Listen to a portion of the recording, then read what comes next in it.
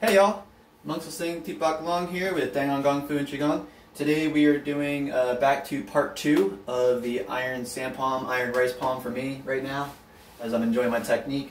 Today we're going to work on 3 techniques, but first I got to mention a few things. First words of my instructor who, it doesn't matter the stories I had told. Very important lesson. If you are studying this, you will have hands of iron. Don't go to jail, don't go to prison, be smart. Understand martial morality, and yeah, so let's move on to a few more things I want to clear up, 3 things in specific. The bone conditioning, what you're actually doing is you're converting your 7 layers of bone into 1 pliable layer. If you follow it and you go that far with it, especially in something like the Wing Chun's official Iron Palm program, you're going to get that. So, and also it does something to the inside of the fascia layers of your hands. I'm not entirely familiar. You'd have to meet someone who has iron palm and see how the sinew hardens and squeezes out between the bones and how the thick back layer of fascia turns into, it kind of moves with the hand and protects it a lot better. So there's that. I'm missing something. When you're dropping your hand, make sure your fingertips are not making contact with the bag. For now, I am doing what I learned from Wing Chun and have point my fingertips up. Don't point them, like don't lock them, point them. You just don't want them to hit the bag. So when you're here, kind of like push out and relax in the last second and try to minimalize how much your fingertips are hitting. In the back, it's not as serious as the front, but your fingertips you need for soft style, for soft hard style.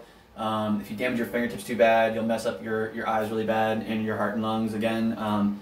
And you really want to preserve them. So I'm actually looking into like some type of rubber coverings because I want to be able to continue to study into the soft style because I started, external harder styles and I'm going into internal softer styles, and so I need to preserve my fingertips.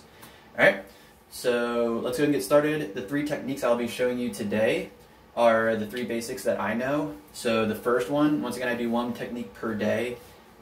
It's really important to understand the technique more than it is to have harder hands. The harder hands will come naturally, and the more time you put into it, the longer you'll have them, the harder they will be, and the more efficient you will be as either a martial artist or a Qigong practitioner. Even if you're doing medical stuff with your Qigong, having the harder hands to really get into some of the Qi stagnations and cavities is going to help you. Obviously, you don't want to damage your hands if you're a medical practitioner, so again, dit da jiao, dit da jiao, dit da jiao. Qigong, Qigong, Qigong, heel, heel, heel. Alright? So the 3 techniques we're going to do are the back and front.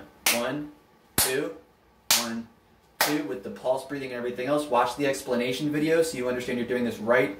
Also, the pulse breathing will shock your heart. The dropping of the hand shocks the heart. The pulse breathing will counteract the shocking of the heart. Alright? The second technique is going to be just flat palm. 1. And then lastly, we will do side palm. Alright? So let's go ahead and get started. I was about to mention that on side palm was the only one I've really experienced like a true heavy Qi building experience and sensation, but I also didn't understand it at the time, chasing the vibrations, so I have to go back to it. But it's all part of the journey, all part of the Qigong training. Alright, so let's go ahead and do this. I'm only going to do 10 breaths per technique per hand. Alright? And I'm going to try to do this with a good upright spine, the best that I can. I really want to focus on performing this the best that I can for you. Alright.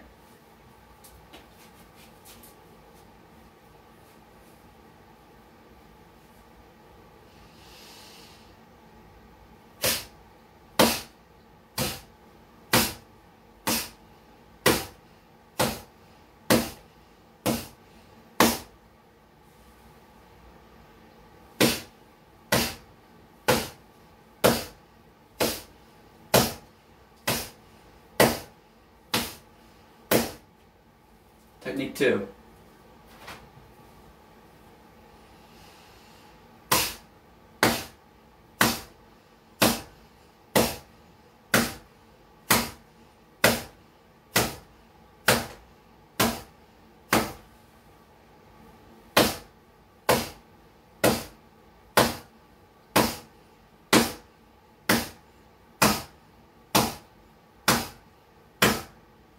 Technique 3.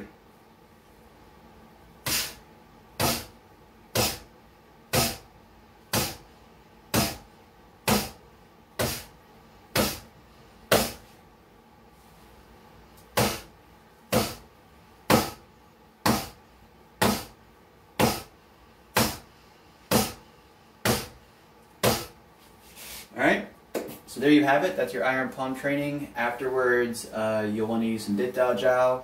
Personally, I like to do 200 breaths or 20 to 40 minutes of Qigong beforehand to get the Qi ready. And then when you start conditioning, your Qi is already localizing to that position.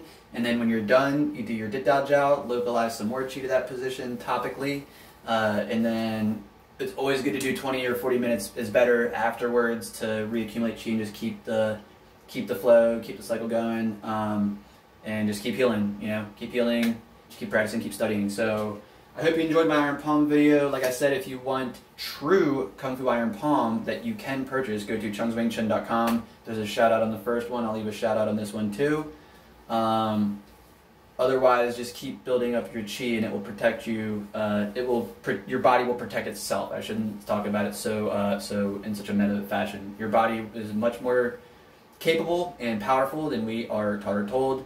I do not mean this in a magical or mystical level. I mean this strictly scientific. If you follow my videos, you follow my articulations of the field of Qigong, or myofascial kinesiology as I call it, you will understand this better.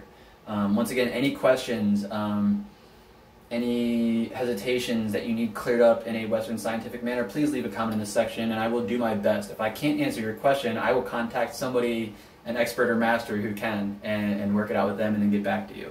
Alright, thank you for your time. Thanks for stopping by. Peace and blessings.